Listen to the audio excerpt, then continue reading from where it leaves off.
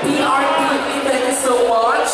At syempre, habang isa-isa na pong bumabalik on stage, ang lahat ng mga nakasama natin kanina, we can now immortalize this memorable moment with a group. Miss Juday, congrats po, and excited kami makakita ng comeback po sa MMFF. Bukod po ba sa Grabe naman, guys. comeback? Talagang and beautifully. Bukod po ba sa nakakatakot ang movie ninyo, papayakin nyo rin po ba kami bilang isang Judy Ann Santos sa Espantaco? Grabe naman yun. Oo. Kasi, maliban sa magiging horror siya, it's really a family drama. So, maraming eksena na mabibigat. Actually, karamihan ng eksena mabibigat.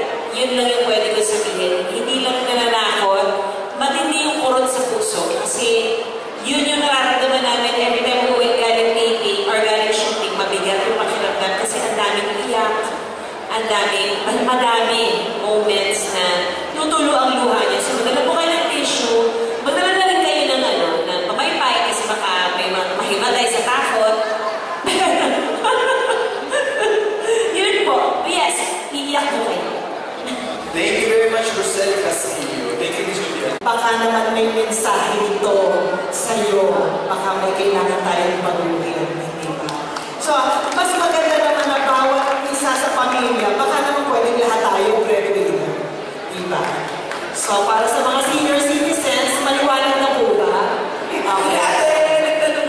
Nagtanong lang naman. Nagtanong Ay, lang.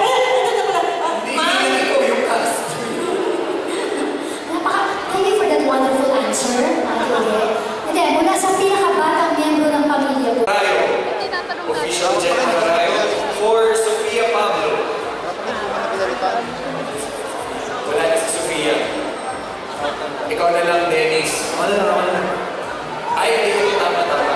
Anong pakiramdam na nakapasok kayo ngayon sa Metro Manila Film Festival? Medyo nabawasan lang yung mga patayan, gilitan ng leeg, yung mga dugo-dugo. Pero alam ko maraming mga Pilipino, maraming mga Pinoy, lalo ng mga lalaki, gusto nyo talaga yung matinding saksakan. Basta ganun. Panoorin nyo sa R18, Ayala, Gateway, kung saan pa, Podium, lahat po yun. Di ba din Actually, nung tinawag po kami ni Enrique, hindi po namin sinasadya na mag-work yung ensemble kasi very different yung personalities namin from each other. Although magkakakilala na yung iba, like si Jane and si Rob magkasama sila sa Shake, Rattle and Roll. Kasama ko na rin si Rob, so A Girl and a Guy.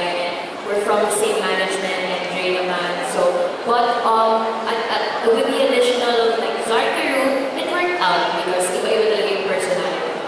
Yeah. Naging super close kaming lahat kasi syempre nasa ibang bansa kami, di ba? Parang wala naman akong makakausap ng iba doon kundi itong mga ito. Naging magkakaibigan kami. It's fun. And sa pito sa amin, si Enrique na yung nakatrabaho ko sa Bagay prior to. And then first time ko nakatrabaho lahat. And okay naman ako eh. Sino na lang yung nakaaway mo? Ay, hindi ba yung whole to? Actually, doon wala namin sa film kasi may nakaaway talaga sa country sa amin. Sino? Sa MJ, may nakaaway